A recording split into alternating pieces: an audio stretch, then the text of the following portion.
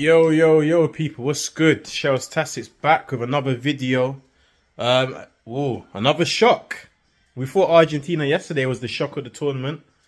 I mean, that one is, but Germany, Japan, and you know what? All fair play to Japan. They did really well. You know, if you watch that throughout the game, they were always a threat. Obviously, Germany being a more superior nation, you'd expect them to win that game comfortably, even if it's a 2-0 or something. Just being a professional performance. But you know, right from the outset, I saw the signs from early on that Japan were very rapid at midfield. Anytime I think Gundogan gave the ball away in midfield a bit cheapy, and he got caught in possession and they're breaking on them. And there was one or two chances. I know they got a disallowed goal in the first half when the striker just moved too early. He didn't need to move. He just stayed in his spot. He would have just had a tap in. And you saw from that moment there, and there was a couple of chances after that. They just played the right pass. I've been talking about the last couple of videos about in the 0-0s in this tournament with that final quality. And there was moments in Japan where they were sat there, they just had moments where they just had the bit of care on that pass. They literally got a goal early on in the first half. And but to their credit, I mean, I know obviously they got a penalty, Germany. Goalkeeper, I don't know, it was like a rugby tackle in the end. You know, he had two bites of the cherry kind of thing. Gundogan put the penalty away calmly, as you'd expect from him, a man of his quality.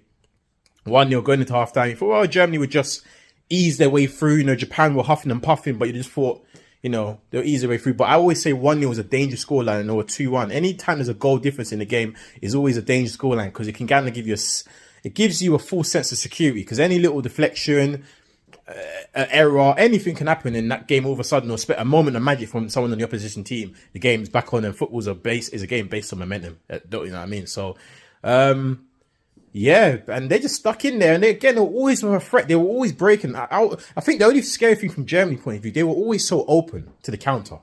You know, they just never seemed to have that in that midfield to be in control of bossing it. And they got so many good players, and Germany had some chances. Bobby could say could kill it. Musiala, what a player he is, man. I mean, England missed out on him, but what a player he is. And he had a couple chances where there was one where he ran through a couple plays, he sat them down and he just hit it with the bar. He had one similar in the first half when he did a nice little shimmy, moved it to his right and blasted over the bar. If he had put them two down on the floor, if he kept the ball down, there'd have been 2 or 3. So Germany in the end will look at it and think their chances that they could have killed that game. But in football, we know it's ruthless. It's a ruthless business. And if you don't take your chances, you always leave yourself open to someone else coming in and, you know, taking something from the game. And fair play to Japan. They had a chance just before they scored where I don't know how he misses. Neuer makes a wonderful save initially because it took a deflection. We didn't see it initially, but it took a deflection, I think, of Rudiger, and he made a wonderful save, because those ones are always a harder one to just deflect right in front of you. And then I think the winger, so he just missed it. He just stood there and he kicked over the bar from about 5 yards, 6 yards. It was unreal. And then literally moments later, a couple of minutes later, they got down that side again, the left-hand side, one cut back in. Neuer pushed it out this time, parried it, and then the guy went in and scored it, and it was 1-1. And then the momentum changed, and then the second goal was just a bit of poorness from the German defense, was just a bit open, and just one long ball got played on the side, and he just took it in. And what I will say, as much as I'm going to criticize the German defending for allowing one long ball to get through over the top, what a finish. To finish it right in Neuer's roof for the net. Sometimes we do criticize keepers for getting beat at your near post, but that was right in the roof. I couldn't criticize Neuer at all. He did nothing wrong. It was just a wonderful finish. And to find it in the roof of the net from that angle, that deserves to win any football game anywhere. So what a finish. And Japan actually held on to win 2-1. What a result for them. That now gives them opportunities to get through this group. For Germany, they got Spain next.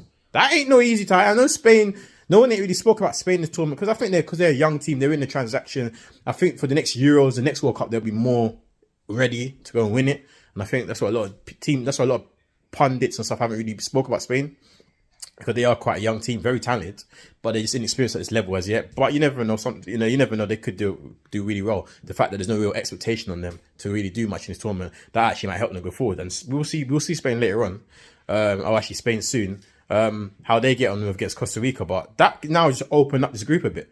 And Spain, if they can get the 3 points, which we expect them to, got Germany needing to win it, that might open them up to Spain, you know, causing problems. So Germany now have made their group harder than it should have been. They should have won today, even if they picked up a point against Spain, and then they would have had Costa Rica on the last game.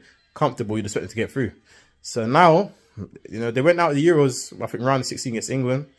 Yeah, it's not doing too good for the Germans, man. So we'll see, man. But yeah, what a great result for Japan. Don't take no credit away from them.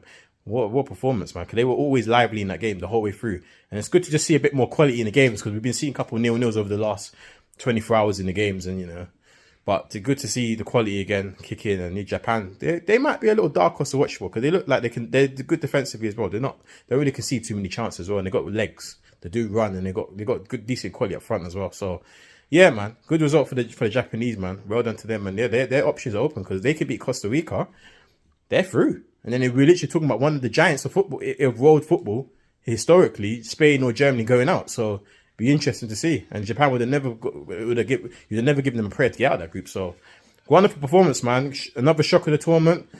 Let's keep bringing them on, man. So yeah, leave your comments below. What do you guys think of the result? Are you amazed how good Japan played, and how Germany weren't poor, but they weren't as clinical, didn't have a knife edge, and I feel like they don't have that striker no more. Havertz is not a striker. We see it even for Chelsea, he's not a striker. Ever since they lost the likes of Closer, they don't really have that point, that guy up front. Müller, for me, he's a man that scores goals. I wouldn't necessarily call him as a striker, but he's a man that scores goals. He scored a lot of goals for Bayern and for Germany, but Closer for me was their man, and ever since, obviously, they haven't really looked the same up front. But yeah, what do you guys think? Leave your comments in the below. Please share, like, subscribe, do all that lovely stuff. And your boy Shatastic will be back. We'll be back with another video very soon. Peace.